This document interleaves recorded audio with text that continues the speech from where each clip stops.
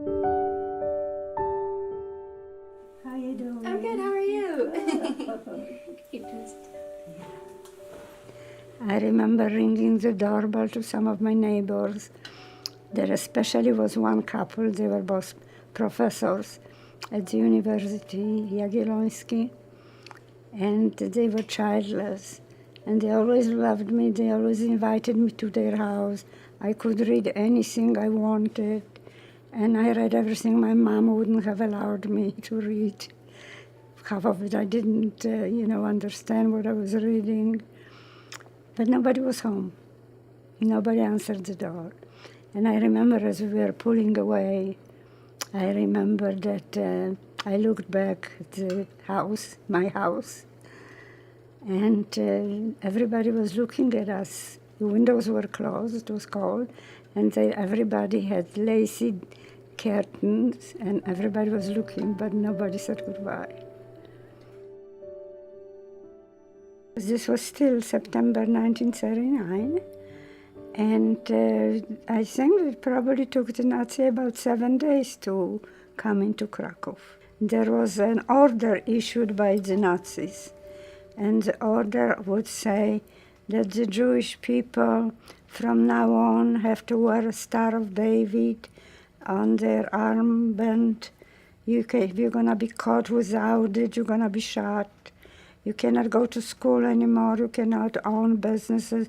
We knew after we got the permit, we had a certain amount of time, probably about 3 weeks, to get ready. We're not allowed to take anything but a small suitcase. And I remember that I wore many, many layers of clothing, put whatever else I could in a small suitcase.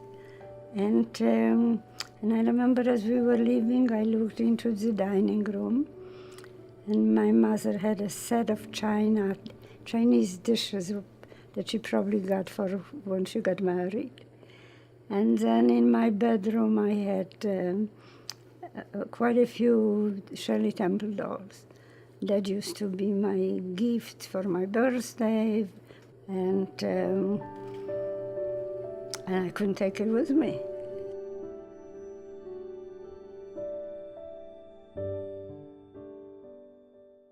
In the ghetto, we were slaves. We were working, we were not paid for anything. So there were a lot of workshops in the ghetto. It was important to have a job. Without a job, you would be sent away. Where? We had no idea. We started to hear rumors about Belgians, but to think that they would take my grandparents and my cousins and other people I knew, that they would take them in cars and kill them by putting, leaving them in a car with gas going in. It was unbelievable, unacceptable. And of course, Amon Ged was a monster. We expected more from Amon Ged because we heard he was from Vienna. And we saw that people in Vienna were very well educated, very cultured, very famous for its writing, for its composing. We expected that he would be a decent person. Well, he was really a monster. His villa in Plaszow was at the very beginning of the entrance to the camp. And so every morning very early when people were coming from the night shift or going to work for the day, he would watch those people. And then when he felt like it, he would shoot. He would kill people for no reason at all, no reason at all. And then he was happy. By that time I was 12, and I was tall for my age. And we grew up overnight. We were nothing like a Polish 12-year-old or anybody's 12-year-old. We had been through too much, we have seen too much, and we expected nothing but bad things happening. That was a miracle when Oskar Schindler requested that some women were sent. And that was the first time that I met Oskar Schindler. He was full of smiles, he was full of kindness, he was using his own money, and he wants to build a small camp next to his factory with his own money. And so he did build a small camp next to the factory, and then the 150 women, extra women, were sent to work for him. So the people that worked for Oskar Schindler were never hungry. Oskar Schindler had his people, treated his people very well. And slowly the rumor about Oskar Schindler came into the ghetto. So the people have heard about Oskar Schindler, about how helpful he was.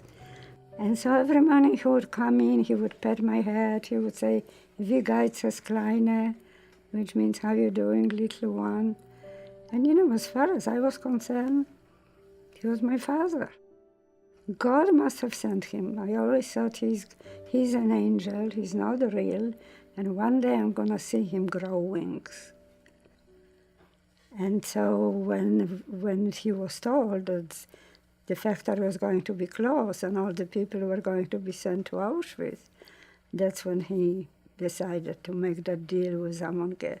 And that's when they wrote a list, because he wanted to save more people.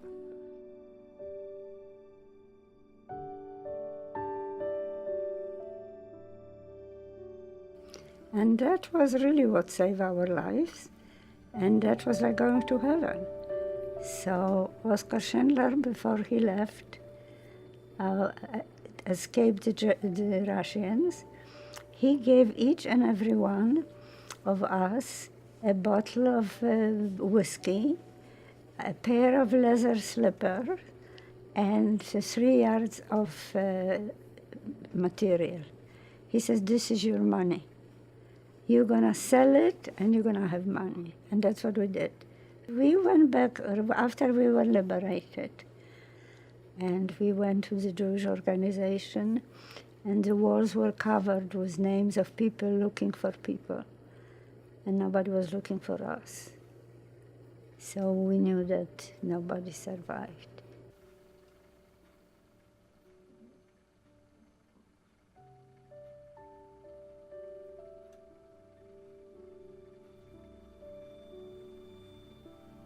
So we ran away from Poland. There was nothing there. To me, the ground was soaked with blood. I didn't want to be there. We moved to Linz, and then we stayed in Linz for 3 years till we got the papers to come to the United States. It's very important, I think, to talk about the Holocaust, because it's very important to talk about the genocide, about the horrible things happening to innocent people right now. So it seems to me like nothing has really changed, and the only thing that may change, it's the people who will just stand against it.